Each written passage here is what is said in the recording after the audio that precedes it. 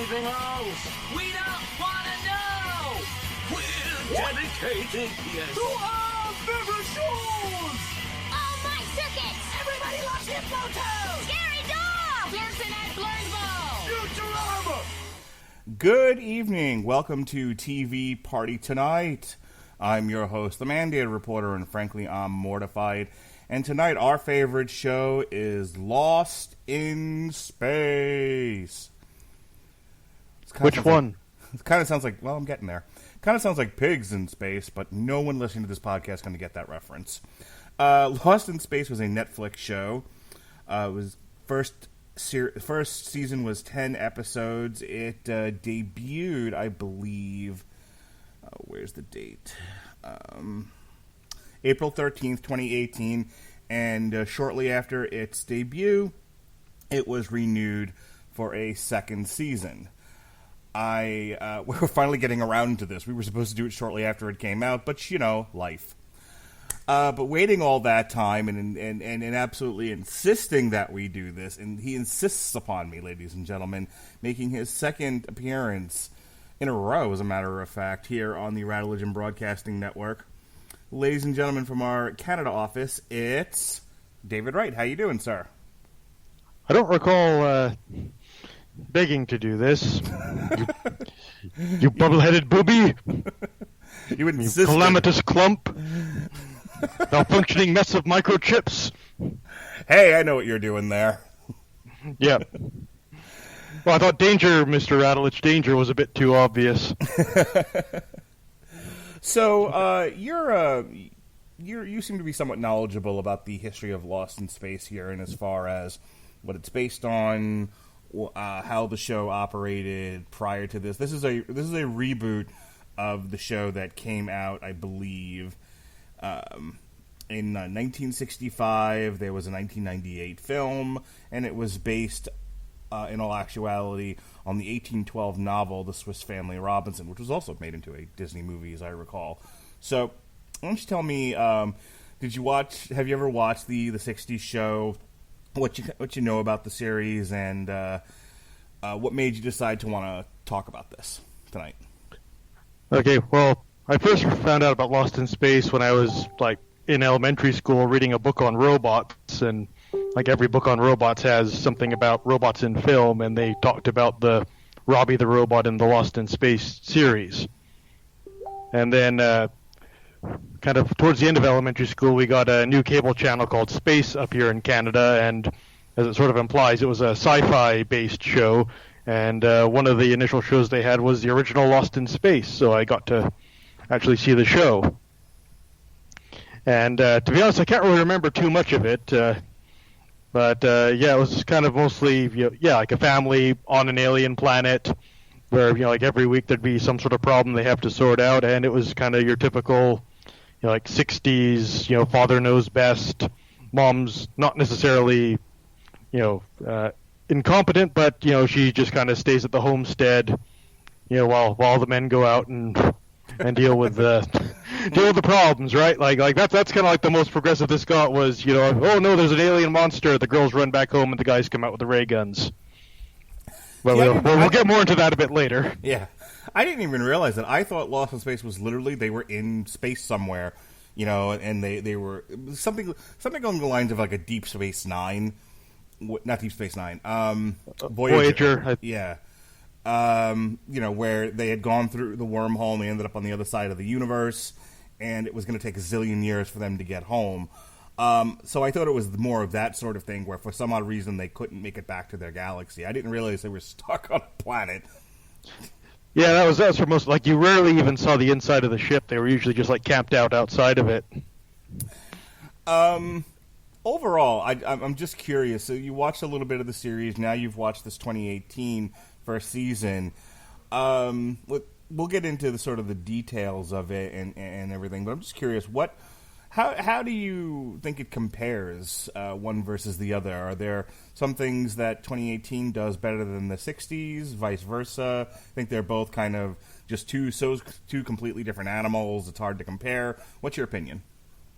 Yeah, well, other than the premise, I think the premise was the best part of the original Lost in Space for the most part. Like as I told you before, I can barely remember any actual plot lines from the show. It was mostly what I remember is Dr. Smith, Will, and the robot kind of bantering between each other. And then there'd just be some sort of plot with whatever the producers could get their hands on in the extra props department. Like Irwin Allen, the show's creator, he was kind of famous for being able to really run a show on a shoestring budget. So if you watched an episode of Voyage to the Bottom of the Sea, another show he made, and they're having to deal with some sort of sea monster, which is just like a guy in a rubber suit, and then you would have an episode of Lost in Space where, oh no, there's a monster on the planet, and it'd be the same guy in the same suit. It's just like, hey, we had this guy for a week, so we're gonna make as much as possible out of him.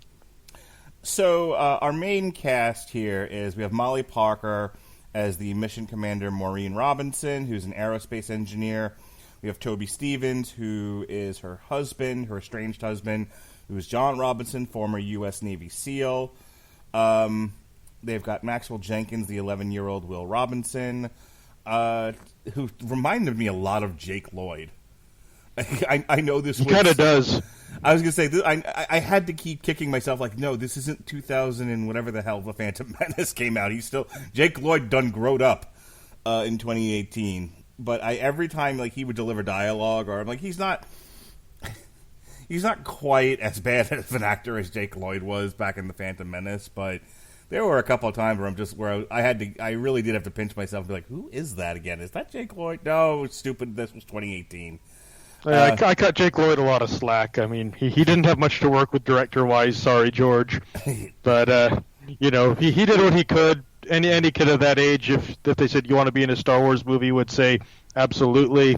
Sure. No one's turning that. No one's turning it down now. I can't imagine there's a person on the planet who doesn't take a Star Wars role. But Mina Sundwall is the 15-year-old Penny Robinson. And then there's Ignacio Cerricio, who's Don West, who's a mechanic and a smuggler, and kind of a Han Solo type. Yeah, smuggler with a heart of gold. Yeah. I missed her. Taylor Russell plays 18-year-old Judy Robinson, who is the biological daughter of Molly Parker, but is the adoptive daughter of Maureen Robinson, who's the adoptive daughter of John Robinson. Which is so funny. They addressed it at least once, which I was glad they did. They just established that, she, her biological father was obviously somebody else. Because there was a couple of times in the show I'm just like, are they ever going to deal with? No? All right. She's an interesting character, and we definitely need to talk about her. Parker Posey, who is my favorite character in this whole thing, plays June Harris / Dr. Smith, who is the psychotic, fucking personality disordered nutjob, who she's fantastic in this. How did she not get an Emmy for this series? Jesus Christ, she's the best part about it. And then we have Brian Steele as the robot, and there's a minor cast backing them up. Now, in the original Lost in Space, it was just the family, right? There were no other colonists or anything like that? That's correct. It was just the one Jupiter 2 ship, the family, with Dr. Smith and the robot, which was not an alien robot. It was just the robot that was on the ship. Right. In this case, it's an alien species, which... we'll talk about it. All right, so let's start off with the first couple of episodes here, where we're just dealing with the family, and... There's definitely a degree of, there's a kind of a formula that the show operates under where every single episode the overall arc is that the spaceship that was transporting all these folks to Alpha Centauri, where they were starting their lives over again and colonizing it and whatnot and abandoning Earth, which they don't ever really get into too much of the history of what happened to Earth. It just seemed to have gone to hell in a handbasket. We get bits and pieces. Apparently there was some meteor crash, and I'm assuming that's set forth an ecological disaster, and now people are trying to leave the planet before it gets uninhabitable. But we can't take everyone. Yeah, it seems to be alluded to, and then, well, I think they further allude to the fact that it isn't actually a meteor, but it was like some sort of spaceship that crashed. Yeah, that was kind of the last major revelation, was that it was probably like the alien spaceship with the faster than light drive or whatever it's supposed to be in it that the aliens really want back. Yes, apparently they have a copyright on But that technology. Yeah, but we're getting way ahead of ourselves. But yeah, so yeah, they so we're on this ship, and the ship suffers serious damage when an alien attacks it. It turns out it's the robot, and the Jupiter's all kind of abandoned ship. A few of them crash on this planet, one of which is the Robinson family. They immediately crash into a part of the planet that's currently under snow and ice. The ship hits the water, which is going to ice over like in seconds. The mother hurts her leg, and that's kind of where we start with this family. And it's so there's two things I mentioned here. First, the immediacy of the danger they're in as soon as they crash, and then this sort of formula that develops where almost in every episode there's a goal and some sort of major hurdle, usually planet originating from the planet in some way, whether it be the climate or some sort of species or whatever, and they spend the episode sort of dealing with that specifically. Which, you hear that and you're like, well, that's kind of television writing, isn't it? Well, to a degree. There are some that deal with, that there isn't necessarily a giant hurdle that they're singularly dealing with for that one episode. This one, that's kind of almost the entire series, wouldn't you say? Like, there's some sort of, just here's an example. Later on, mid-season, they're going to deal with getting fuel from one of the crashed Jupiters, and they spend the entire episode first having to get there, then then trying to figure out how they're going to transport it back, and then they're going back. But then the planet is dealing with increased seismic activity, so there's these geysers bursting, and then the fucking thing tips over, and it nearly kills a kid. And it just goes on and on and on like that. And the next episode is something equally bad, and they're dealing with that too. So, what did you think of like the first 3 episodes? Because for me, it was a bit of a slog, but just sort of the overall structure of the show. Yeah, it's kind of like they took a key from The Martian, for example, where like most of the problems they face are basic survival problems, like how are we going to get fuel, where are we going to get food from, like there's a storm coming, how do we survive? It's all that kind of stuff, as opposed to there's aliens coming and they're not friendly or something like that, which can be very compelling, like in terms of figuring out how do we survive this situation, how do you get more fuel, and so on. But it takes a bit of time for you to get into the show. Granted, most shows at the beginning, they're still figuring out the characters and how the story's going to work, and it's usually pretty awkward in those first few episodes. But yeah, overall, the actual what is happening, I was fine with. It was more sort of the character developing, which I think we'll get into a bit more when we do the character section of the show. Yeah, I think for me, the first 2 or 3 episodes were a bit of a slog. That first one especially. This was actually the second time I've attempted to watch the show. The first time it was pre-CPAP, so I kept falling asleep. That was part of it. But it's the one setting aside from when Will ends up in the forest and he meets the robot. But you have this just one snowy setting. You have the characters mostly being still, so it's very dialogue driven. And in the beginning, the dialogue loosens up definitely throughout the series. But in the beginning, I just thought it was very stilted. I love a good science fiction show, and I really enjoyed The Martian. I'm going to science the shit out of this. Yes, it's good stuff. Yeah, that is one of my, if not my most favorite film I've ever seen. And so I enjoy a good sciencing of things. But this, to me, felt like a half an hour's worth of material that was stretched out over an hour, and I did not find the characters that compelling to start with, to begin with. And so you have the stilted dialogue, non-compelling characters, a very static setting to deal with, and then the major hurdle that they have to deal with is that Judy jumps into the this body of water to get something out of the ship that they need so they don't freeze to death, and the water immediately freezes over. So she's stuck in the ice, and there's a lot of close-up shots of her just being stuck in there. But while there's an immediacy to that and there's tension, I don't know these characters that well, so I'm kind of like, okay, well that's a terrible thing, and I'd hate to be there, but I don't know you that well, Judy. I don't know how I feel about you being stuck in the ice. Yeah, if she died in the first episode, we didn't really have enough time to get attached, so it'd be like, well, that's sad, because, kid dying, but, okay. Judy Robinson, we hardly knew ye. Yeah. So there's that.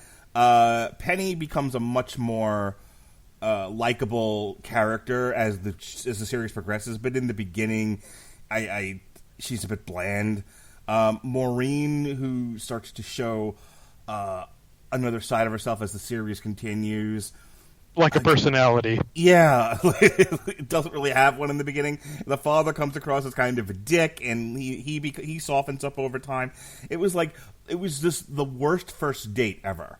You know what I mean? Yeah. Well, like as I mentioned before, the original show, it was your very typical '60s nuclear family, where father knows best. The kid, Will's got heart of gold, but he's still just a kid, and mom's back at the homestead, cooking up a storm or whatever. It's just this very sort of ordinary family. And then when they went to do the movie in '98, they hit on the great idea of let's make it a dysfunctional family. So now we kind of got this drama, this family that isn't really working cohesively, having to work cohesively to survive, the various situations. In the '98 film, they sort of had it all that the family was more resentful or at each other's throats. Here they're more like separated, so they're very distant from each other, which is kind of why I think it comes across as not that interesting, because there's no real emotional connection between any of these characters.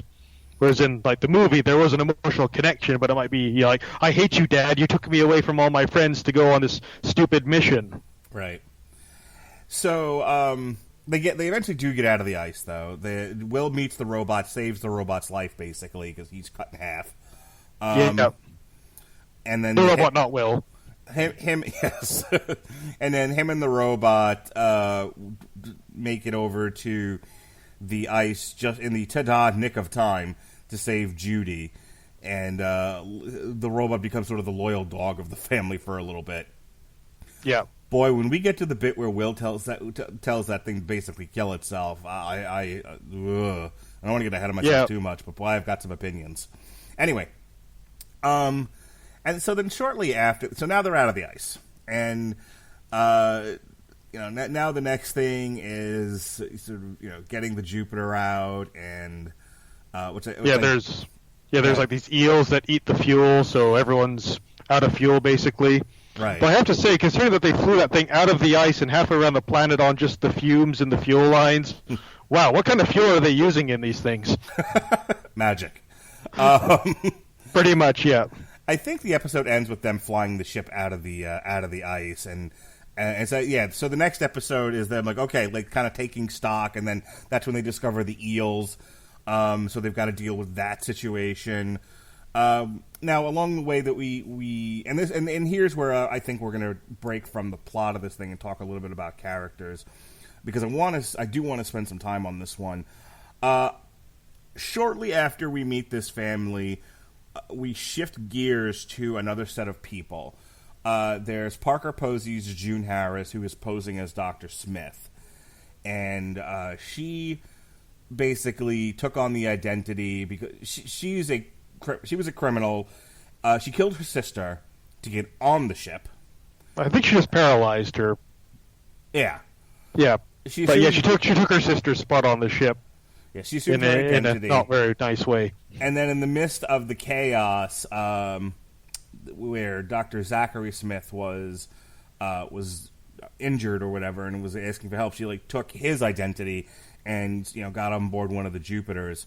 And she is now actively trying to put up this front so that nobody finds out that she's who she is, and then because what we learn about her is right before the attack happens, whoever was running the show up there, captain of the ship, had said, we really don't have a system of laws for dealing with you, so I will throw you off the ship into deep space. Well, he said that there's no real law or procedure for what to do with her. So on the one hand, it's, we can do anything, but also we can do anything. So he's, yeah. What did you think of that, by the way? Just that detail, because I kind of thought that was a bit of hooey. Yeah, you would think that they would have some sort of system for what to do. Like, I think even for like a colony ship like the Resolute, spacing someone just for being sneaking on board, being a stowaway basically is a bit much. And like when we eventually meet Dawn, we find out that there are staff that do go back and forth along the route. So I would assume they would just stick her in the brig until they get back to Earth and then deal with it there. Well, not only that, but. Yeah, but he never explicitly says we're going to space you. He alludes to it very hard. Yeah. But the other side of that is, and this was a bit of a problem I had with the writing, they couldn't seem to make up their mind if Alpha Centauri was a brave new world or was kind of a British colony, if you catch my meaning. When we established colonies over here in North America, it was still under British law. Yeah. It was just an extension of the Empire. And I never got a sense of what Alpha Centauri was, because they would talk about it in other episodes where it was like, oh, it's this great... I like the pro and con conversation the family has. They talk about, like, what are the pros of Alpha Centauri? We can start all over. But they keep going back to, but there's people already there. I never saw the movie, but I think it's Elysium, where you have the haves living in the sky and the have-nots living on the ground. It kind of comes across that way, where, again, if you, another allegory for fucking immigration, if you've got money and means, you can go to Alpha Centauri and start a great new world with more resources, or if you've got nothing, you get to stay on the dirt planet that's dying. Terrific. Yeah, I think it's more classism, but yeah, they don't really establish if, like, I would assume that the impression I got was, on the colony in Alpha Centauri, it's not like there's like native Alpha Centaurians there. This isn't like Avatar, where there's like a native culture there that we'd be messing with by setting up a colony. Because look how well that turned out for the last time we did that. Right? We're still trying to figure out how to deal with this thing, but that's another podcast. So yeah, like there it sounds like there's already people there. They're already setting up like a colony with a society there. And they're expecting more people. So I never really found that to be that much of an issue. And that is kind of one of the things that appeals to me about space colonization is, like you look at the moon and Mars, they're just big rocks. Like there's no existing life there. So yeah, we can basically go there and do whatever we want. And we're not really harming the local environment or population. Right. Yeah, I have to wonder whether, because it's a very well written show for the most part. And I will tell you that as this built up, there gets to a point about mid-season where almost every episode to the very end would leave almost like a cliffhanger to like what's going to happen next, and they hooked me hard, and I had to break in the middle of watching this to do other stuff around the house, and I found it difficult. Like I'd say, I'm only going to watch this one last episode, and I'm like, oh my god, and I'd have to watch the next one because I couldn't take not knowing.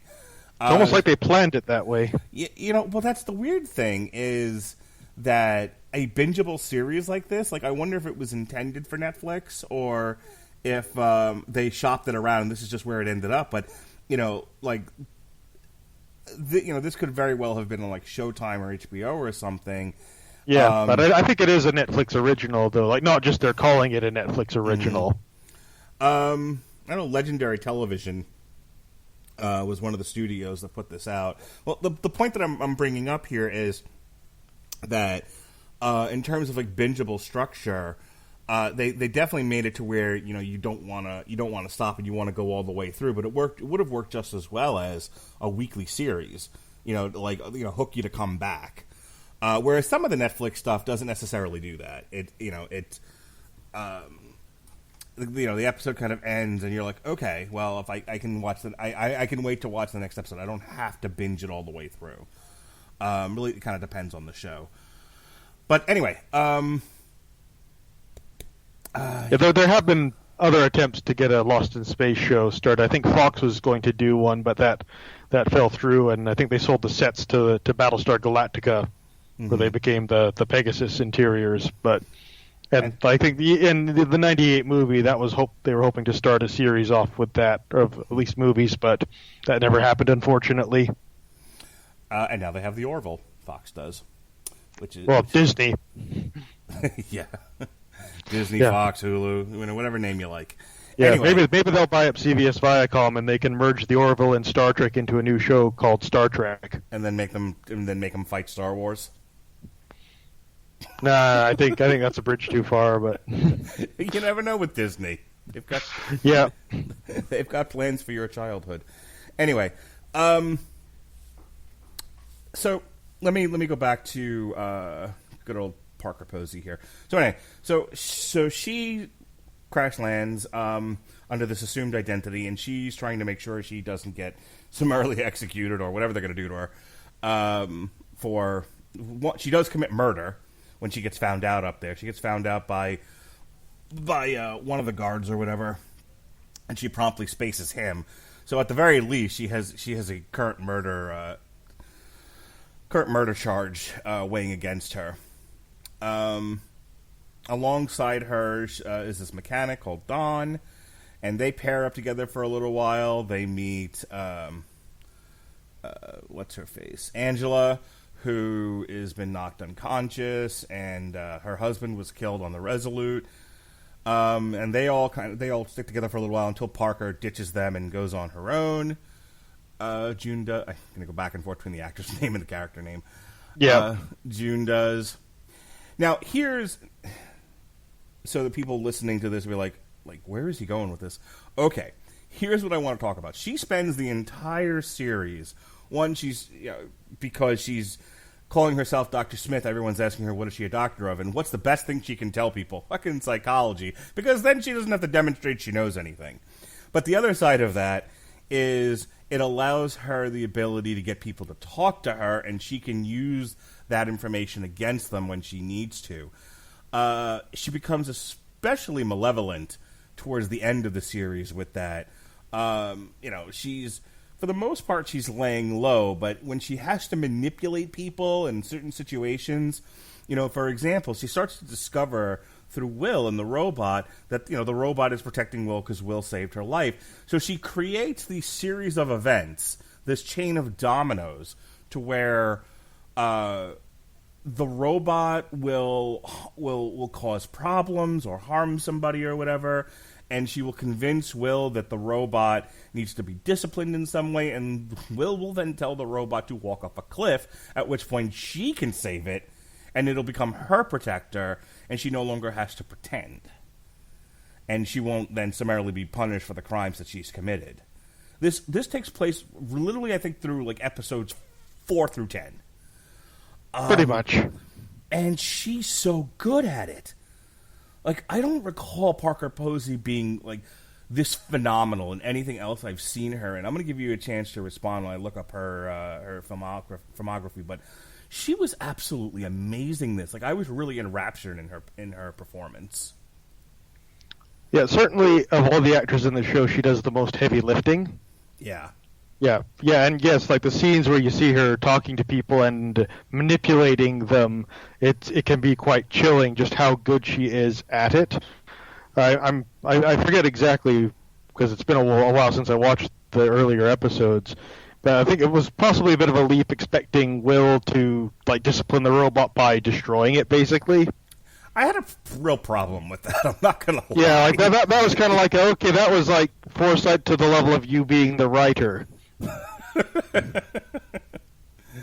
And we can take just a brief aside in a minute to talk about that, but I want to make sure we've really covered this. I mean, she's got quite an impressive resume here of TV and film. I didn't realize she had done so much. A lot of single 2 to 3, 4 episodes on different television shows from 1991 until 2018. done a lot of films. A lot of stuff I have never heard of, though. Yeah. But yeah, she's experienced and accomplished. Right. But like I said, like she was Kitty Kowalski in Superman Returns, for which she won a Saturn Award for Best Supporting Actress. So I guess I shouldn't be surprised she's as good as she is. But I think she really gets to flex some acting muscles in this, and she's pretty incredible. Yeah, definitely. I can't really blame her for the performance. You know, she did the best she could with the character she was given, and like it's a decent character. Though, most of my complaints about Dr. Smith are kind of like her place within the story and just how much of a threat she is. Well, talk about that a little bit. What do you mean? Sure. Well, yeah, so in the original Lost in Space, it was the Jupiter 2 goes off, and Dr. Smith, I forget the exact reasons, he's basically hired or has some motivation to sabotage the mission by basically reprogramming the robot to destroy everything, once after the ship is launched. But, something goes wrong and he ends up trapped on the ship after it launches. So obviously him not wanting to die means he helps them stop the robot, and, now they're stuck with Dr. Smith. In the original show, Jonathan Harris's character, Jonah Harris, hey, that's interesting, coincidence. He kind of was played more as this kind of like a bumbling, not quite a fool, but like someone who is very in for it for himself, not actually evil. Like he wouldn't kill the Robinsons at all, but it was more like if there was work to be done, he'd find some excuse out of it, like, oh, there's this terrible pain in my back. I'm so sorry, I am unable to assist you. And then he'd basically go off and do his own thing, often with the robot and Will in tow, with Will kind of looking up to him as like an adult. So with that childlike respect, and then the robot kind of calling him on it, and then him, giving these hilarious cutting insults back at the robot, like I did at the beginning of the show. So he's kind of like more of a comedic character that would he would be a nuisance. He'd create trouble, trying to do things his own way. But you never really felt that this guy is going to like be their destruction. When we got to the movie where Gary Oldman, Gary frickin' Oldman, took on the character, he was a lot more sort of Machiavellian, like I'm in this for me and me alone. All of my actions are for my own self-preservation. So he was a lot more of the character of he would slit all their throats while they were asleep if he felt that would help him get ahead somehow. And that sort of created like the problem of Dr. Smith, where you have this character that is a very large threat to the survival of the rest of the family, and they don't have the means of like putting them in a jail. I mean, you can lock them in a room on the ship, but how long can you keep this person alive on your ship for when you're lost in space? This is a pretty small ship. It doesn't have a brig or anything like that officially. And in the movie they kind of dealt with some of the morality of that. Of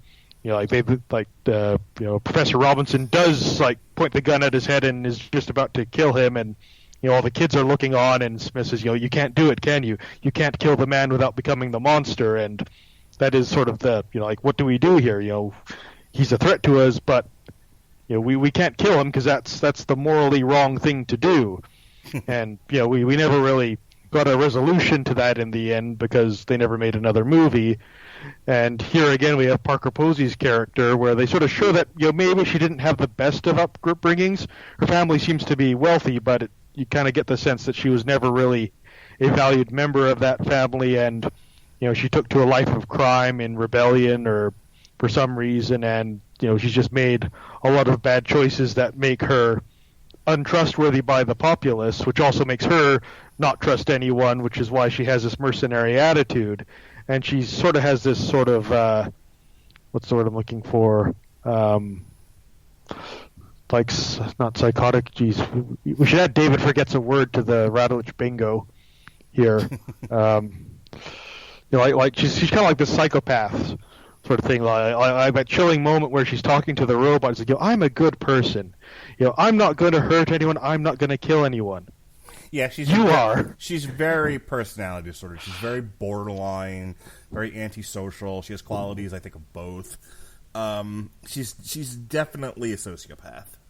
Yeah, maybe that was the word I was looking for. Yeah, she's and that kind of you worry about having this character around because, like she needs to have some form of redemption. Mm-hmm. Just the same thing with the Gary Oldman Dr. Smith in the movies. There needs to kind of be this moment where the Dr. Smith character goes, okay, my current path, my current philosophy is not going to lead me to a good end. I need to change my ways. Not necessarily become a wholly good person, but at least become someone who isn't going to kill everyone at the first chance they figure it's in their best interest. Well, that's the thing. That's the thing with her is if nobody had figured out what was going on with, like, her main thing was making sure the robot was on her side.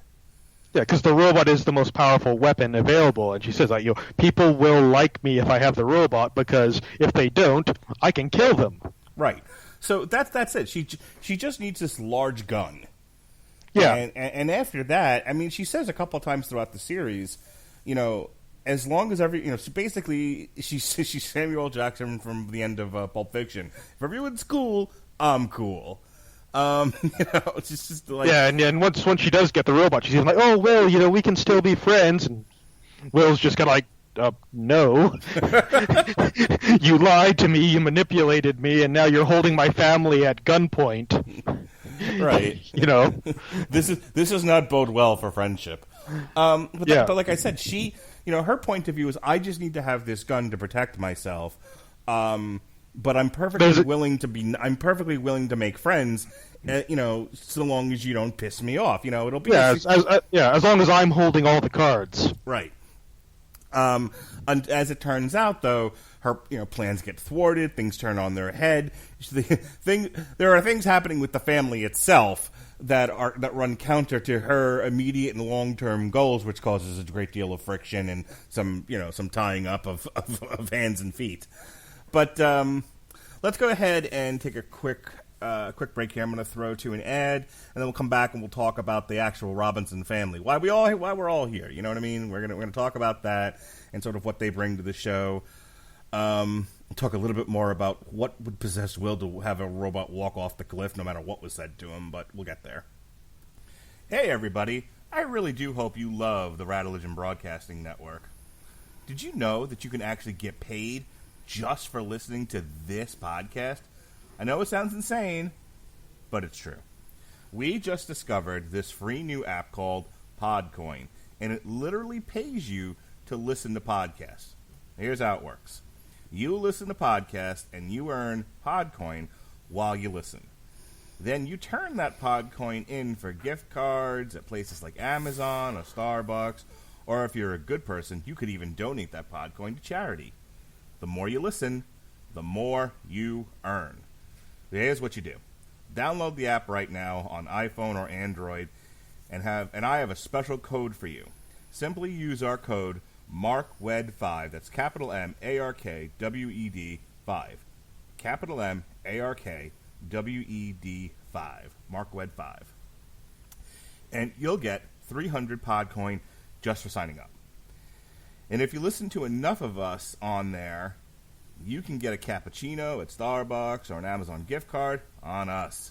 So go ahead and go listen to this podcast or virtually any podcast on Podcoin. And sign up with code MARKWED5. I swear it'll change the way you listen to podcasts. So Molly Parker as Mission Commander Maureen Robinson, the aerospace engineer. After the first episode or two, she starts... I think my frustration with her as a character was definitely her bitterness towards the husband. And not knowing enough about, it's established, I think, fairly early on that he re-upped in the Navy. And again, the show, I think because they're saving some stuff for the next season, they don't really get into a whole lot of why things are the way they are. And so as a viewer, I had some issues at times with the way the characters were interacting. Like, I don't know enough about the dad to hate him as much as this woman does, and so to me, she just seems terrible. I pretty much agree there. Maureen is not a likable character as the show starts. She comes off as very cold, distant, condescending, kind of somewhat of a know-it-all. You know, I think I have no problem at all with, like, let's make her, like an aerospace engineer, so she's really smart with the science.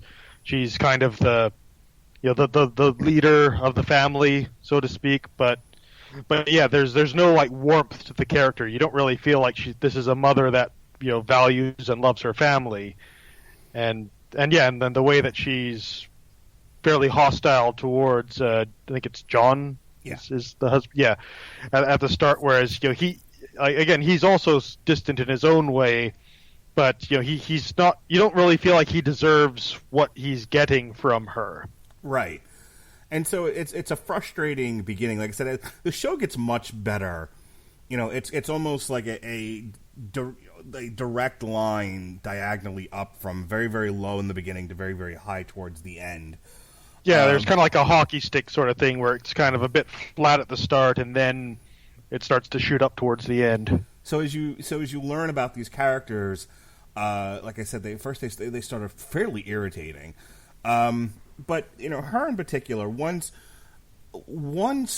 that gets established and the show starts to progress and she starts to soften and she takes a couple of beatings herself, particularly when she's trying to figure out why the sun's going down faster and faster, and she suddenly realizes the planet's going to pieces because there's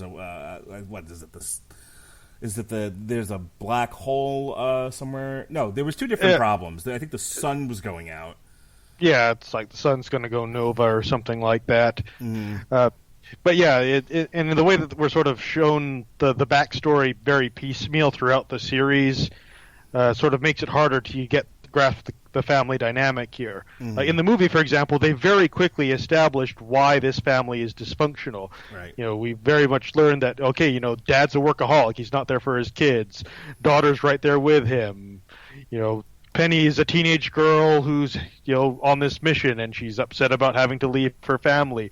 Will's super smart and wants, attention from his super smart dad, but, his dad's never there, so he's angry about that. And Maureen, in the movie, she's just there trying to keep everything together and, not quite working that way. And so, within like the first, 10, 20 minutes, okay, we know all these relationships and why they are the way they are. And then we're good for them to start building how those relationships change throughout the film. Whereas here, we don't know why is Maureen angry at John. Right. We don't know why he opted to re-up, or the toll that took on the family. We just don't know enough about their life, to warrant this level of hostility. But like I said, it softens up over time. And what I was alluding to was, there's a part of the episode where she's trying to figure out what's going on with the planet and why there's all of this increased seismic activity and just all the natural problems occurring around them. And so she builds like this hot air balloon that she goes up in. And at one it's point like a weather balloon. Yeah, at one was point, it was it a hot air balloon? Yeah, anyway, doesn't matter. No. And at one point, the wind blows almost like a hurricane wind, and she goes for a ride and has fucking burns on her face for the rest of the series, which I thought was pretty hilarious. And it's just like, okay, I can like this woman. She's not so bad. And then you learn why things are the way they are. Like, oh, well, now I have sympathy towards you, and I feel bad for not liking you in the beginning. But I wonder about the writing of that. Why the writers would sort of twist it that way to where you just start off so negative with this family, and then it softens over time when you're like, oh, well, those feelings were kind of misplaced in the beginning, but it's a weird way to composite the show. In any case, I really came to like her towards the end. She gets a lot of good hero stuff in the last two episodes, dealing with June and trying to save her husband, and she has a lot of really fun.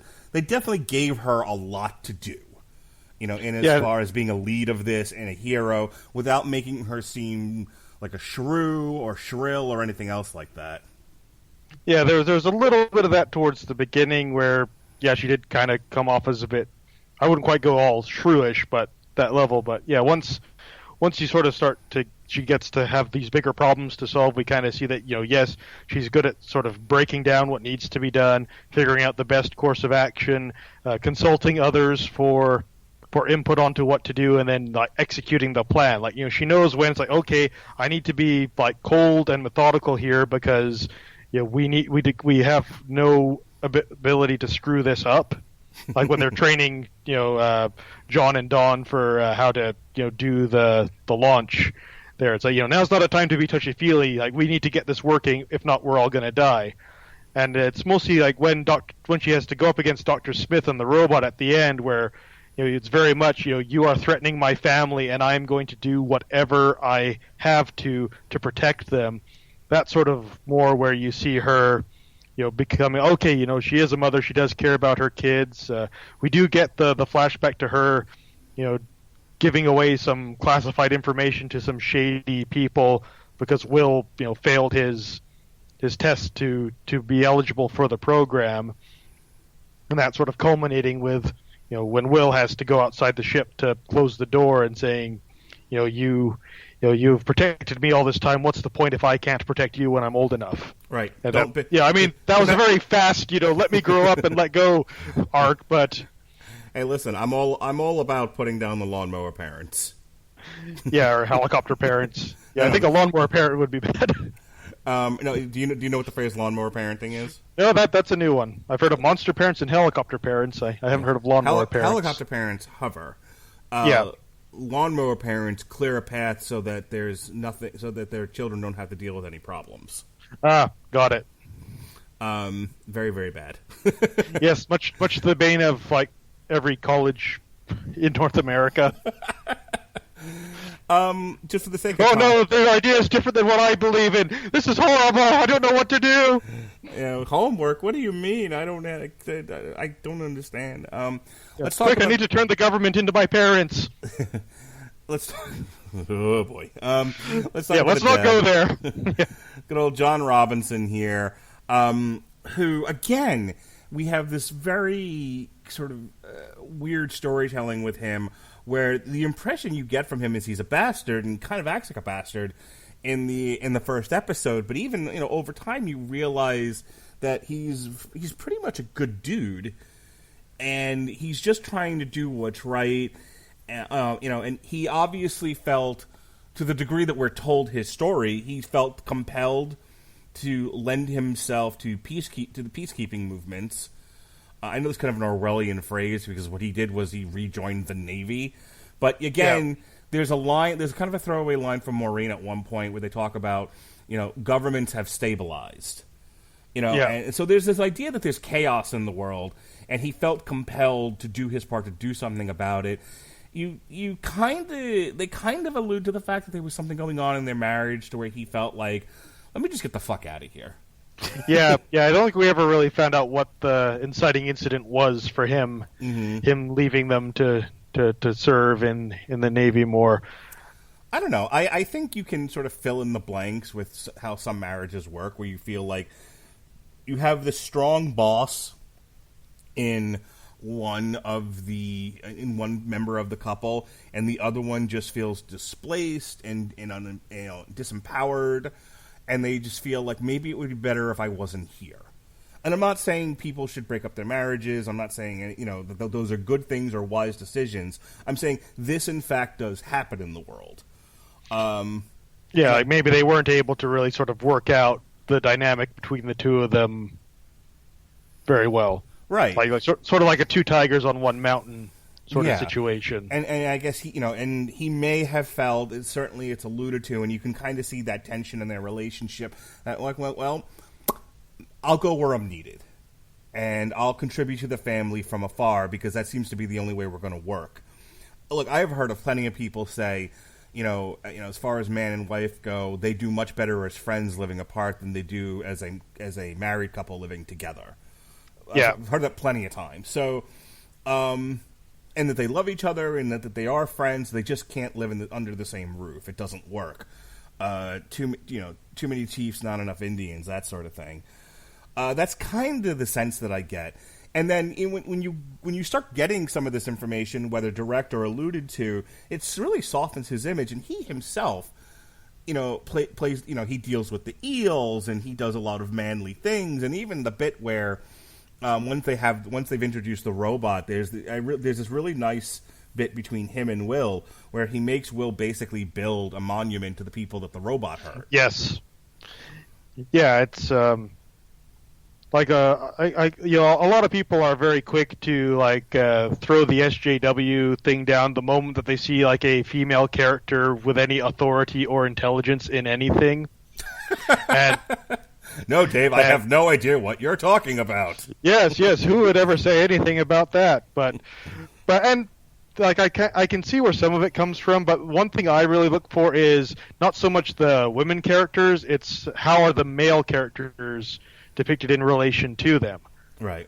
Like for example, Captain Marvel, she banters with Nick Fury a lot, but Nick Fury holds his own. Right. They have a good back and forth there. It's just she has superpowers, he doesn't. All the superheroes. Anyway, let's not go down that path. So in this case, yes, Maureen, she's very smart. She's definitely scientifically a lot more knowledgeable than John is. But John in his own right is an intelligent person, and he is a badass. Like, he is good at what he does. Yeah. Just in this case, he's not the science guy, he's the soldier. Yep. And we sort of see that where he starts to bond with, I think it's Penny, who he saves from the eels, and she sees her dad wrestling this thing and stabbing its eyes out, and she's like, wow, Dad's a badass. And he's doing this to save me. It's sort of, I think he's given this sort of opportunity to sort of show how these skills that he has sort of can support his family, where they can sort of see what he does. Right.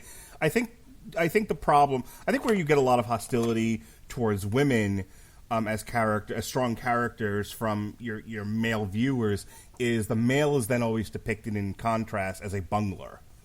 Yeah, it's the male is sort of castrated, for lack of a better term, to make the woman character look that much more awesome. Right. And where I think this show is very successful is that once you get to know them and you get past a lot of the initial with these people, you realize that they actually balance each other out.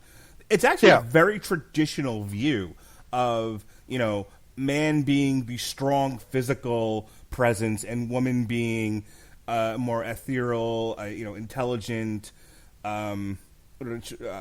forward-thinking part of the duo, and they both have their strengths and they both have their weaknesses, and so they work in concert with one another.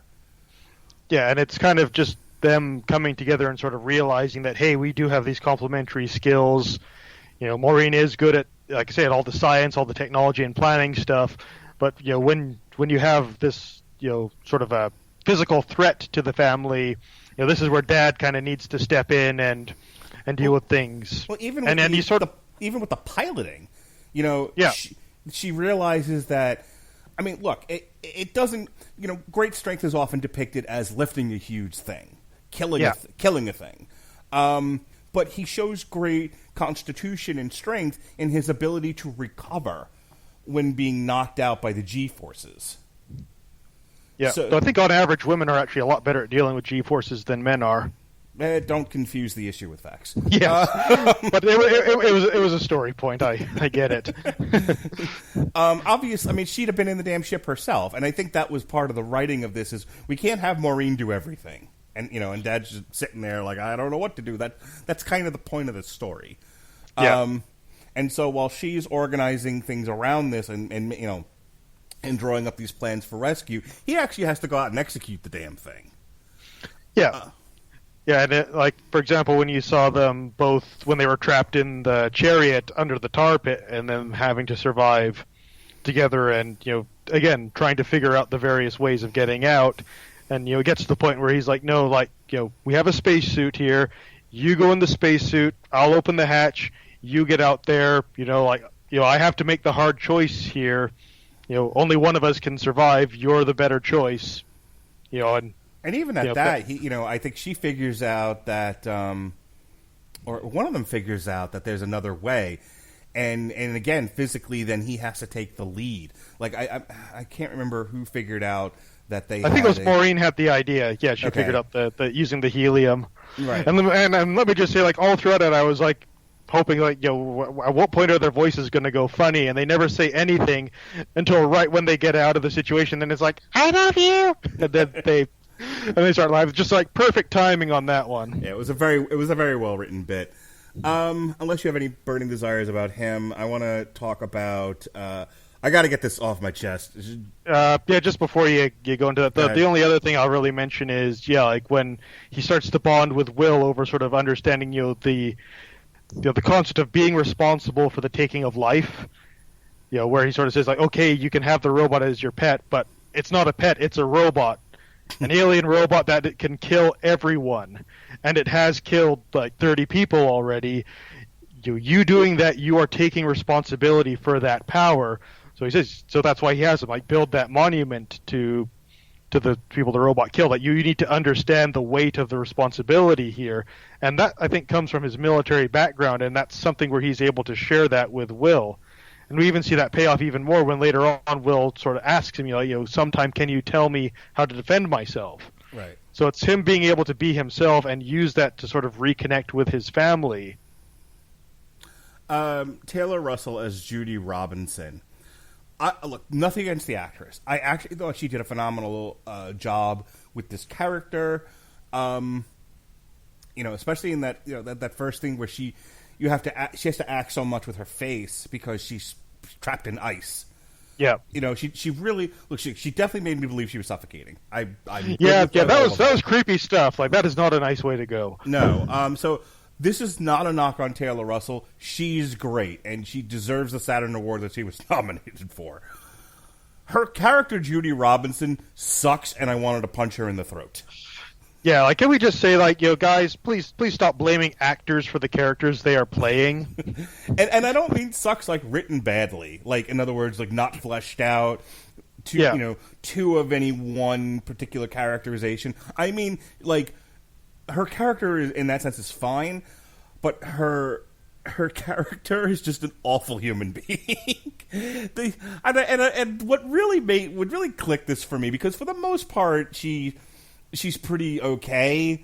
She definitely comes across as condescending, a little, not entitled per se, but definitely on a high horse. But what really put her over the top for me was when they were transporting the fuel back from Don's Jupiter, and then you have the Indian fella who's eventually the troop leader. He's the assigned commander of the mission, or the head colonist, whatever you want to call it. Yeah, and the colony representative, I think, is what they referred to him as. Yeah, and he's like, greater good. Okay, we need to get off. We need all of the fuel. We have a finite amount of fuel. We need X amount to get off the damn planet, or we're gonna die because you won't have enough to get through the atmosphere, and you'll burn up. So it was unavoidable. They wasn't. What happens is they're driving along, and these geysers start blowing up from the ground because, again, the planet is on its way to dying within the next month to a few months. They don't really know how long it's going to take, but basically the planet's cracking apart. Think Genesis from Star Trek 3, but not quite so fast. And God, for like half the people listening to this, what a dated reference that now is, and that makes me sad. Yeah, to those of you that don't understand that reference, watch Star Trek 3. Better watch Star Trek 2, then watch Star Trek 3. And then watch Star Trek 4, have yourself a good laugh, and then stop watching Star Trek movies. Then watch Into Darkness and realize what a hackneyed job they did taking the plot elements from Star Trek 2. Anywho, so they're driving through this field of geysers, and they nearly make it. As they're driving along and bumping, things are coming loose. There's a brake line that disconnects. So one of the kids in the mission has to jump out and reconnect the brake line. If you don't know how tractor trailers work, don't worry about it. But there's a brake line that can come loose, and that's what happened. It connects the truck to the trailer so they can work the brakes on the trailer. Right. So that comes out. He reconnects it, but just as soon as he reconnects it, they hit a geyser. And so the tanker then tips over, and he's trapped underneath it. Now, here's the problem. He's trapped underneath the thing. When it fell onto a large stone, which then punctured the tank. The tank. And here's the riddle they're dealing with. If they right the tank, they're going to lose more fuel. Right now, the only thing keeping the fuel in the tank is the stone. And so I believe they have an either or situation. Right the tank, pull the kid, try to save him, lose whatever fuel they're going to lose, but then patch the hole. Or lose none of the fuel, call up another tanker, I think, from base, and then they were going to transfer the fuel to that, but he would have most likely died, which he ends up doing anyway. And here's the thing. That just sucks shit. Kind of, what do you do? Do you do the option A, which kills the kid, but probably saves all the other colonists? Or do you do the immediate humane thing, which is save the kid, and then figure out what to do after the fact because now you don't have enough fuel to save all the colonists? Yeah, it's the butcher's arithmetic. If I do this many people die, and if I do that many people die. Which one saves the most people? There is no good choice here. So now Judy plays a doctor basically, even though she's 18 years old. Yeah, she's been given the medical training for the mission. Right. So what ends up happening is the call is made by the colony representative that they're just going to call another tanker, and sorry, kid, sorry about your damn luck, we'll do what we can for you, but you are not worth the lives of every single other colonist that's wrecked on this planet. And she argues her point. She loses. People are willing to make that sacrifice and move the fuck on already.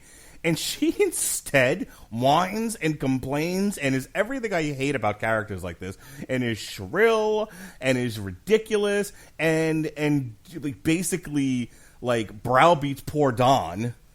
Yeah, this is a feelings matter more than facts sort of situation. Yeah, just twist this poor guy's arm. Now I got rid of all the rest of our listeners. And so they end up lifting the tank, and exactly what I said happens. They lose half their fuel. Well, what makes it even more dumb is the way that Dawn lifts the tank. He doesn't just lift it up a couple of inches so they can slide the guy out and then stick it back on the rock so it punches it. He lifts it all the way over onto its wheels again for maximum fuel loss. Yeah, with no one standing there preparing with a bucket or anything to kind of try to press it against the tank as it's going up to keep the damn fuel in. Nope, I'm just gonna sit there and watch it gush out of the tank. It was really a stupid scene, but what bothered me, like I said, the most about it was that kind of a character drives me insane because. That single-mindedness, and here's the thing, and this is an issue with the writing, there's never any payoff to that. She basically, the kid ends up dying anyway while they're en route back to camp. I was actually kind of happy about that because, serves you right. And that's the thing, I'm fine with that end of it because, okay, lesson learned, but it's never addressed again. There's never any repercussions for it. She's not made to suffer because she's now wrecked this rescue attempt. She's basically killed everyone on the planet. They're worried about everything but that. And like I said, she doesn't learn anything from it. She's I feel bad that I don't even know if she feels bad. She feels bad the kid died. She couldn't personally save the kid. She's got this really almost sociopathic, myopic view of her own self-worth and and things only mattering to her. And, there's no redemptive quality about it. There's nothing that happens in the rest of the series that makes us go back to that and go, okay, well, without that happened, and then these changes wouldn't have occurred. Yeah, she should have learned a lesson about having to make the hard decisions. Right. Or None of that happens. Like that. Yeah, there should be a character arc somewhere around there. No, she's as flat and ridiculous and shrill of a character in the beginning as she is at the end. Only at the end, they don't make her do anything stupid. Yeah, she's kind of just there after that. Did not like this character. Well, yeah, I didn't. That moment did a lot of damage to that character. I can't say I liked or hated her outside of that moment, but that was definitely I never got past it. You messed up. Yeah, it's you. Yeah, that was a horribly bad decision. I understand the emotional reasoning behind that. But yeah, it's we have one person's life versus the life of everyone. Like, it's just, and I'd like to think if I was the kid trapped under that, that tanker, I'd be like, yeah, I don't like this, but, I understand. I got dealt a terrible hand here, but, it's better I die than we all die. Right. Real quick thing on 15-year-old Penny Robinson. Mina Sundal does a great job with the character. She has charisma for days. She's very likable after that first episode. I just can't remember a single thing she did. You know what? There has to be at least one character who's trying to be a human being. I think I remember most of her, just her interactions with the other kids, where she just seemed to kind of like be like a cool sister who's just, kind of holding the kids together. Well, here's the thing. My complaint about a lot of sci-fi or sci-fi fantasy is people not acting like actual people. They act like their title, and they don't act like a person. And so, like, you have Star Trek, where, in some cases, some of those characters were way too stilted and one-dimensional. Certainly, you had that in Star Wars. And even to a degree, you sometimes get that with this show, where I feel like they kind of just stay in one lane character-wise, and they don't really stretch or veer out of it. Whereas, she's very much this character who's like, well, I'm stranded on a planet. I'm still a horny teenager, so I'm gonna try. So I'm gonna try to make nice with the cute boy, and I'm a flirty girl, and I'm a silly pants, and I'm all these things, and these things didn't stop being a part of who I am because we went to space. Yeah, well, with shows like Star Trek, and like these are, adult professionals who have been trained, like to do this kind of work. So yeah, there's going to be this degree of professionalism. There, and sort of they're able to sort of detach themselves from things to sort of do what needs to be done. Not all the time. There's certainly plenty of emotion in Star Trek, but it's a different place. You're not wrong, but it doesn't make for a lot of dynamic ensemble performances. Yeah, well, that's not really what Star Trek is known for, despite the worst efforts of the writers of Discovery. Let's write dynamic character interactions. Does anyone here actually know how to? No, but let's do it anyway. Just get them to cry more. Who cares that we haven't given this scene any setup? The music's epic. You're making it very hard for me to ignore Star Trek Discovery, because now I'm feeling like I have to see this just to talk about it with you. I so want to do a Discovery show. I need it's therapy at this point. Like, I tend to be like pretty reasonable. Hey, it's okay for you to not like things. Just don't enough of the petitions and the drama, and you destroyed my childhood. Discovery is the closest thing to making me foaming at the mouth, enraged about, you have taken this beautiful thing that I love, that I think is one of the best things artistically we have created, and you have dumbed it down and failed at the most fundamental level, and it pains me to see it. I may have to... The Family guy is doing a better job of making your show than you are. You may have. We may have to discuss this, because I gotta see this show now. It sounds terrible. Anyway, but back to the show we're actually talking about. Yes. So I love the fact that you have this one character who reminds the viewers that these are human beings, and she's very much acting like a 15-year-old girl, which is what I was afraid of in the first episode, because they're so smart. It's such a smart family. We have a doctor, and we have people talking about, hey, doesn't magnesium burn it? They're doing... Yeah. There's a lot of sci-fi science talk in the first episode. Yeah, it's a bit lower down than sci-fi science talk, thankfully. So I'm like, oh god, is this the whole series? Which is, I think, what I was afraid of initially, which is why it took this long for us to talk about it. Technobabble is like the accepted term for that stuff. But even if they're talking from a place of scientific accuracy, it's like, I don't really want to see teenagers talk that smart. Yeah. I sometimes have this problem with Sabrina the Teenage Witch, because they're the only high schoolers I've ever seen who are this into what they're doing in school and this smart, and like, come on, I've never I don't know.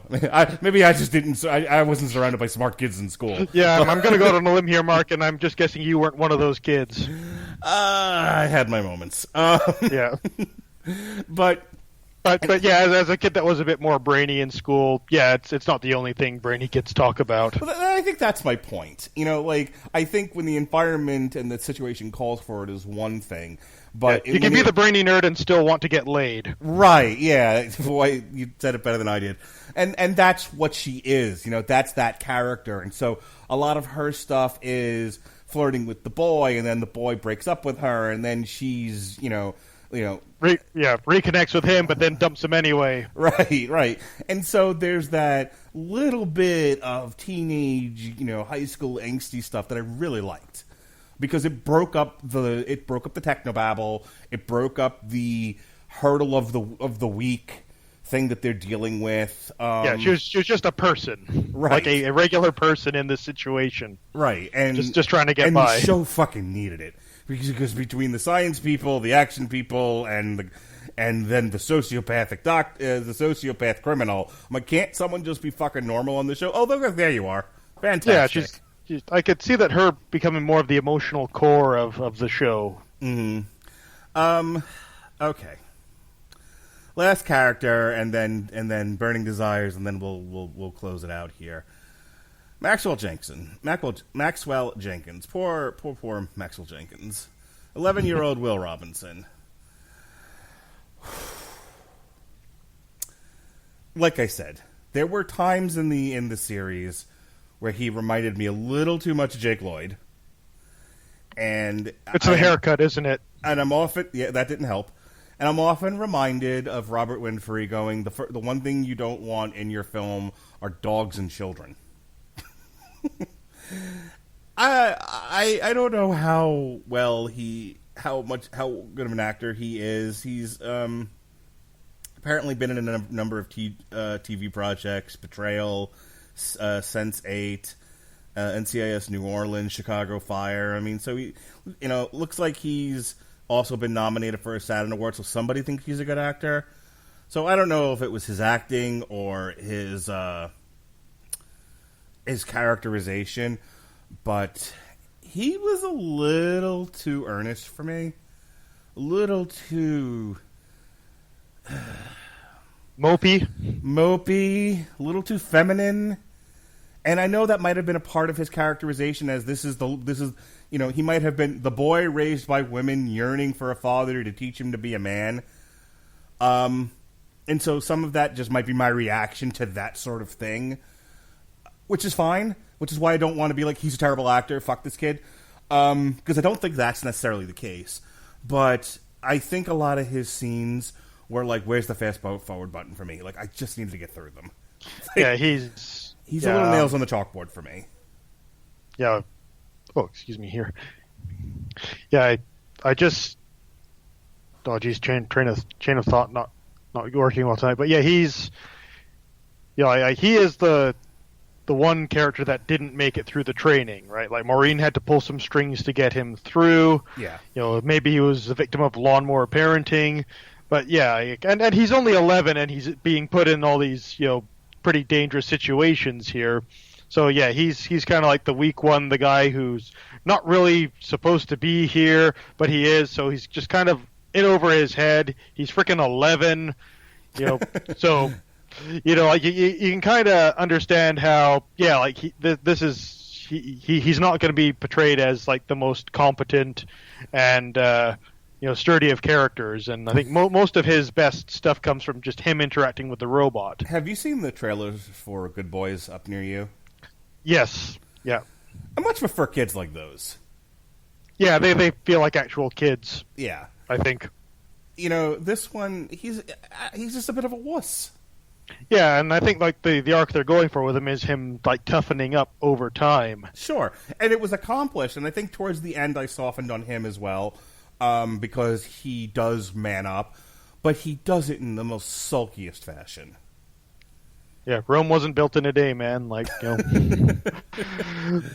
he took some steps towards, You're right. towards it, but yeah, he's still pretty foolish. And like, as dumb as Judy's whole "let's destroy all our fuel so we can save this one guy," Will sort of like, "Hey, we have a cave full of apex predators that are incredibly sensitive to sound. I'm gonna bring in my loud screeching radio in case my dad is alive." Which he's going to send me like a pulsing, screeching signal on, into this cave. Like at that point, I was just like, you know what, guys, just leave him. Like he's just going to get you all killed. At least Dr. Smith you can reason with. This kid, it's just like no, like. Why did anyone just say, "Look, Will, you do not bring that thing into this cave"? No, because we needed an action sequence. Yeah, and again, like there's like no consequence for this at all. No one just looks at him and says, "You idiot." Yeah, I think if I have one major Dad's alive! Yay! Oh, Dad's alive! Oh, we should have believed in him. It's like, dude, he blew up in a rocket launch in high, like just outside of the atmosphere. It is completely and totally reasonable to expect him dead. Now, what happened? Where did he survive? Totally physically possible. Not very, but you could do that. They find out. So here's what happens there, and I did actually want to talk about this by itself because I think if there was one like visceral oh shit moment for me where I was like, oh, no, like I really emotionally reacted to something. It was when they're doing this launch, and John has to respond to Maureen's commands because they have gutted this ship so that whatever fuel they do have will break the planet's atmosphere, and be able to signal the Resolute, which they can't get in contact with. It's one of the hurdles of the week. So in any case, they gut the ship to make it as light as possible. They put Don and John in there. John's going to pilot. Don's going to vent the fuel. And it's just like this is going to work, but it's going to work by the hair on the skin of its teeth. And so he has no guidance system. They're essentially doing a 1960s style launch here. They're launching a tin can with two people into space. Except they actually had guidance systems in the 60s, but anyway. Just going by what the show says, people. Yeah. Sorry. It's fine. So she has to act as his guidance system, and I forget why she. Oh, that's right. She doesn't want them contacting the Resolute because she doesn't want to get caught. So she knocks out Maureen, and Dr. Smith we're talking about here. Yeah, thank you. Yeah, and she knocks her out at a critical moment where John doesn't know whether to go right or left, and instead of making a 50-50 choice, as Don suggests they should have, he just says fuck it and ejects them both. So. But you don't know that. At the end of that particular episode, you just see the Jupiter blow up. And it's quite some time, I think, this is towards the end of the series, but it takes a while for them to resolve whether or not John and Don made it. And as it turns out, like I said, they were ejected, and they happened to be just, floating in space with a little bit of the ship. Oh, they were in orbit. Yeah. So, not a science guy. Have you figured that out yet? So anyway, yep. I like my science. I can give a relatively quick explanation if you like. Nope, we're gonna go with my asshole explanation. Okay. So there they are, just wandering in space. No, they're in orbit around the planet. A little bit of the ship with them, and they're going to set off a flare in space so that somebody sees them or whatever the case may be. In any case, why did I start talking about that? Other than we were talking about Will and the radio, and why he used the radio, and we were on the topic of Will as a character. You know what? Now I've lost my train of thought. All I know is I loved that whole bit, and it really hooked me, and I had this really visceral reaction to it.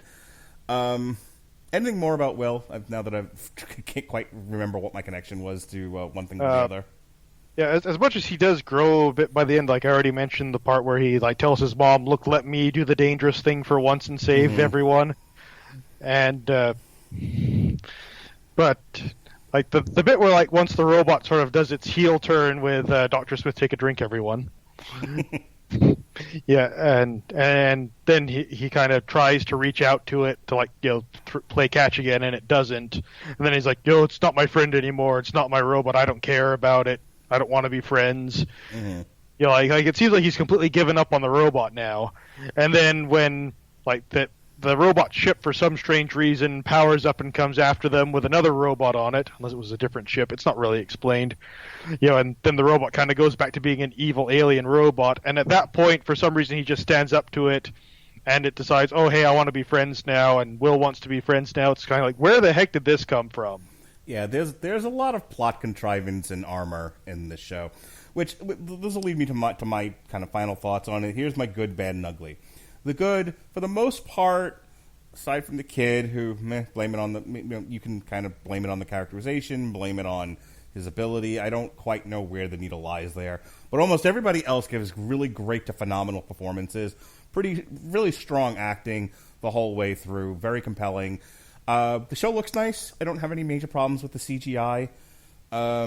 Nothing really, stuck out to me as,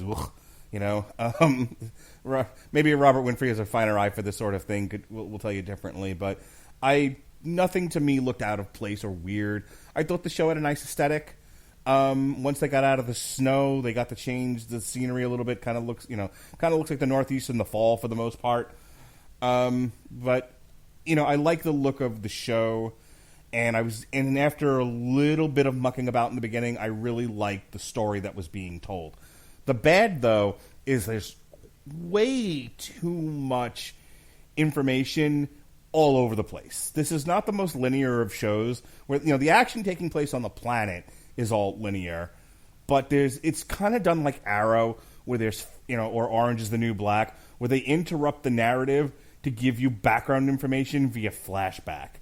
And different characters are having flashbacks, and it's all over the fucking place.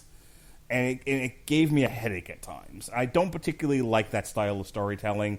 Not to mention the fact that a lot of times they don't give you enough information to really be an informed viewer, which is a fault of the writing.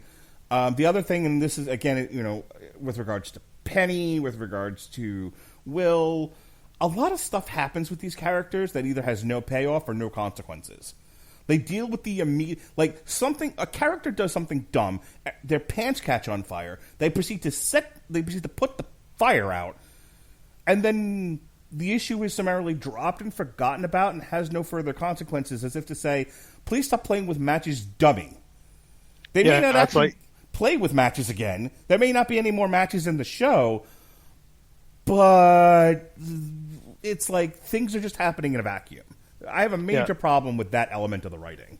Yeah, say what you will about Game of Thrones, that's one thing it got completely right, is everything the characters did had consequences. If you did something stupid, you got messed up for it. And you learned your lesson. Right.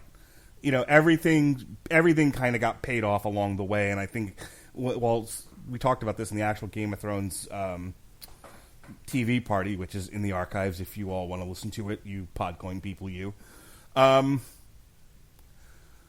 where people felt like their characters' conclusions were unearned. I disagreed with that.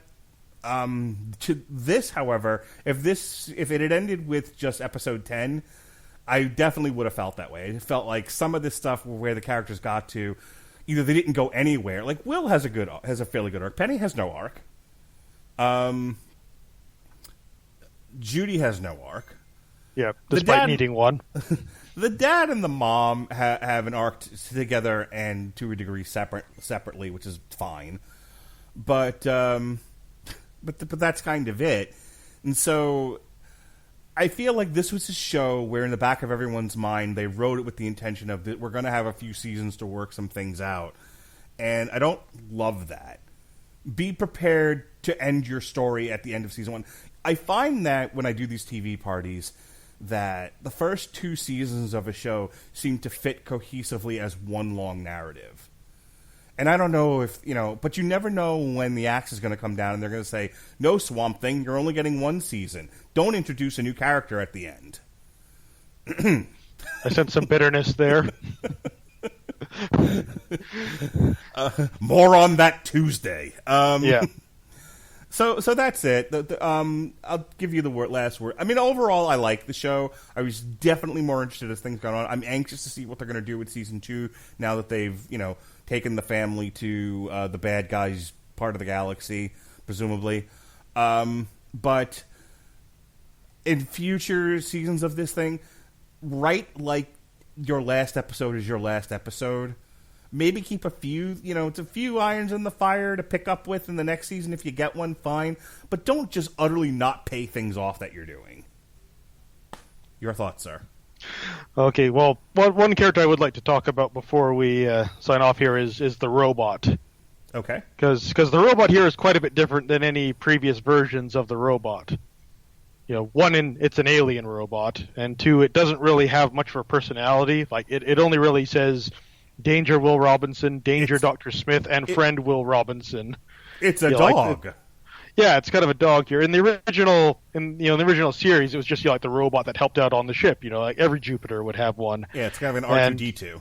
Yeah, I mean, I like the idea of it's an alien robot, so it's a bit mysterious that way. And why did it attack us? And can we trust it? All those elements, that was really good for helping the story, but yeah, the robot itself hasn't really become much of a character yet, and I assume it's going to show up in some form or another in the next season.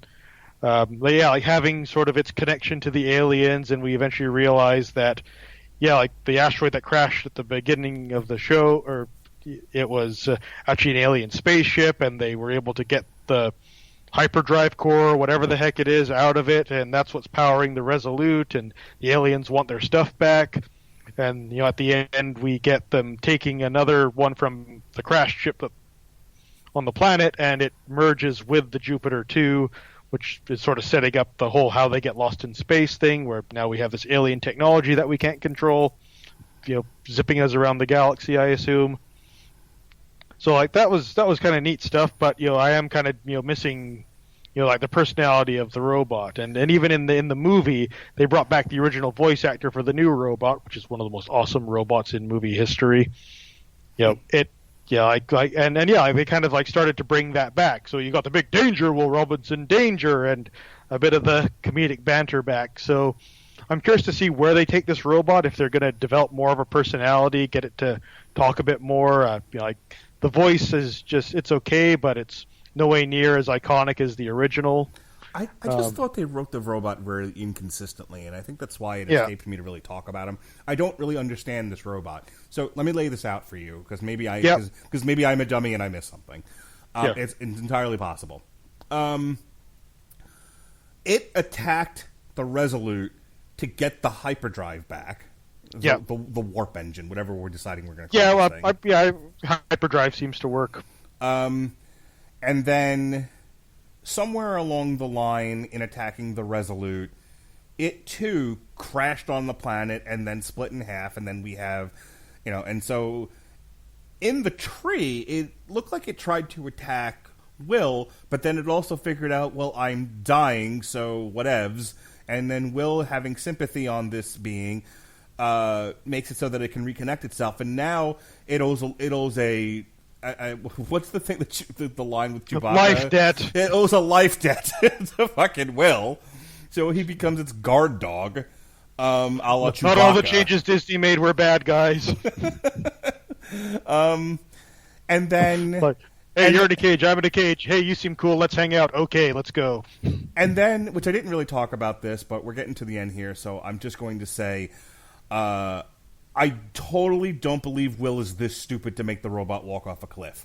But he does. Yes. That's the way they wrote him, and I'm screaming at my television, this is the dumbest thing ever. Why would you make this character do this?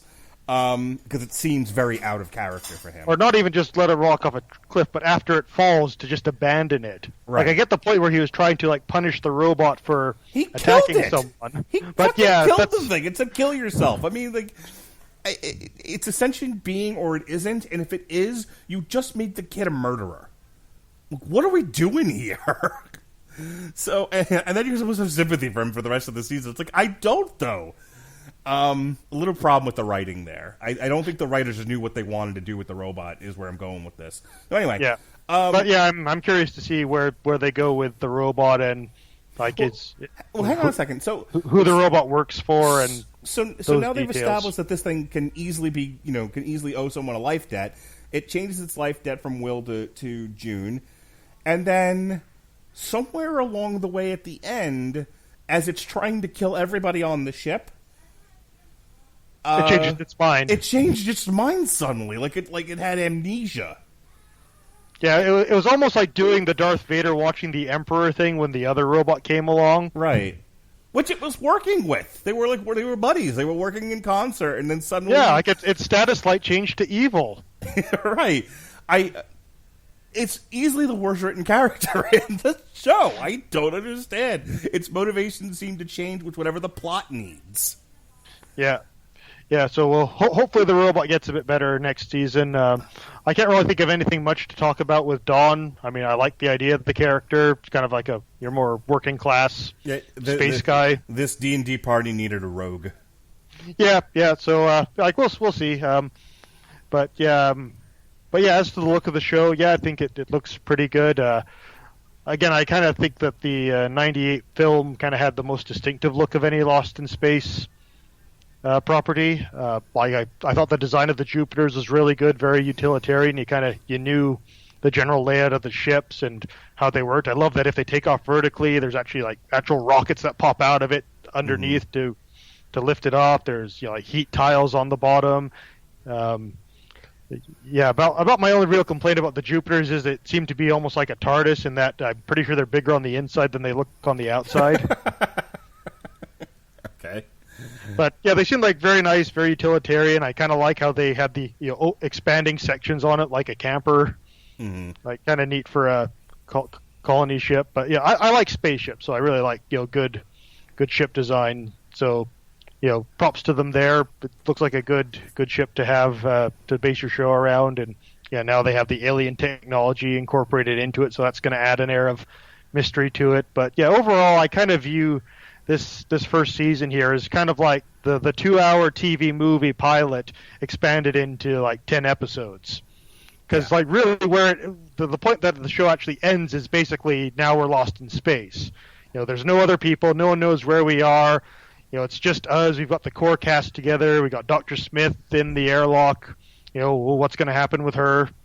Like it's not really going to be until next season that we kind of see the show proper begin its run. Good first step. Needs work. So we'll see what happens in season 2. But yeah, definitely room. I think it could turn into a pretty good show if they do it right. All right. So we will also be doing a commentary for UFC 241 Cormier versus Miocic 2. This week we've got a bunch of Swamp Thing for you. We've got Saga of the Swamp Thing by Alan Moore. We've got the TV party for Swamp Thing from DC Universe, which I alluded to. Poor show. We've got a review for Thy Art is Murder, Human Target. We've got an on-trial for Swamp Thing 1982. We've got another TV party for Good Omens. And then we've got boxing coverage for Sergey Kovalev versus Anthony Yard on ESPN Plus this a week from tonight. We've got a Screaming Boy for D23. That'll be exclusive to our Patreon channel. Go check that out. It's patreon.com/Radulich, Radulich. We've got TV party for Krypton Season 2. Rage of Light Imploder. We'll have a TV party for the Banana Splits movie, which apparently was inspired by, but not a direct either ripoff or transition to from Five Nights at Freddy, which some people seem to believe it is. We've got another TV party for yet another sci-fi movie, Zombie Tidal Wave. And then we'll finish the month with a review of NXT UK TakeOver Cardiff. So that's what we got going on in August. September, I'll tell you a little bit about what we got going on. We've got our TV party for AEW All Out, their next actual pay-per-view. September is Onslaught month. We'll be doing all 4 volumes of Onslaught, one a week. And we'll close out the month with a pair of Gotham by Gaslight shows. We've got the source material for the book Gotham by Gaslight. And starting off October, with a TV party for the animated movie Gotham by Gaslight. We'll have TV parties for Hannibal Season 3, Legion Season 3. We'll have a Damn You Hollywood for It Chapter 2, TV party for She-Ra Season 3. We'll have a pair of TV parties for The Dark Crystal. We've got shows for The Dark Crystal. We've got TV party for the Netflix show that's debuting, The Dark Crystal, Age of Resistance, and then we'll do an on-trial for the original Dark Crystal from when I was just a lad. A Damn You Hollywood for my favorite movie of this year, Rambo, Last Blood, and a TV party for Disenchantment Season 2. We'll have Mental Hammer of Dooms for Killswitch Engage, Tarja, Korn, and Hell Yeah. So we've got a lot of stuff coming your way. We've got a watch-along for Bloodsport, Bloodsport 2 featuring the former Dean Ambrose, John Moxley versus Josh Barnett. So, this is your home for all kinds of TV and movie and comic book reviews and heavy metal reviews. We've got it all here on the Radulich Broadcasting Network, by golly. David, you go ahead and tell them where we can find you or anything or whatever it is you're working on these days. I don't think I really want to be found right now. Thanks. Have you seen the 98 Lost in Space movie, Mark? No, I have not. Yeah, at some point it would be nice if we could maybe do something with that, either a commentary or an on-trial, or you made me watch it or something. I'll tell you what, my Patreon channel needs new content that isn't 2 or 3 years old, so maybe we'll do a watch-along for it. Yeah, but keep me in the loop there. Otherwise, I can't really think of too much I got going on. I left you one. Most sci-fi things. Yeah, I left you one. I left you one thing to talk about. Oh, geez, I totally missed that one. Damn. Fucking set you up and the ball hit you on the head. David Wright will be joining us for the Superblog team-up contribution. He will watch, with myself and Jesse Starcher, Jupiter Ascending. Oh, okay. See, that was in the past. That was yesterday for me. But it'll be in the future. But okay, we're uploading it in the future. Okay, don't listen to that, anyone. Yeah. Time travel. Yeah, and who knows, maybe sometime I'll convince you and Andrew to watch Star Trek Discovery, and then I will apologize for you watching Star Trek Discovery. But this pain, it eats me up. It must be shared. Others must know. Are they ending it with Season 3? I don't know yet. Nothing has been said. I know they're Picard's obviously happening. I think Lower Decks, the animated sketch comedy show, that's still happening. I'm not sure what else is going on. We'll just have to kind of wait and see, I guess, depending on what those do. There's 10 different Star Trek ideas announced. Who knows how many of them will actually come to fruition. Right. There's just been a big merger announced between Viacom and CBS. They're getting back together, so that's probably going to change a bit of who's running things. So who knows what effects that'll happen on the Star Trek franchise. We'll figure it out. I will find a place for Discovery because I got to see how bad this is now, and you definitely seem like you need to scream and howl at the moon about it. Yeah. For Andrew, it's going to be a bit of stuff he's heard before, but it would kind of be nice to kind of open up and air my grievances, though the Red Letter Media reviews of Season 1 and 2 cover a lot of those bases. All right. With that said, I want to thank David Wright for coming on here with me on a Saturday night. Thank you for listening.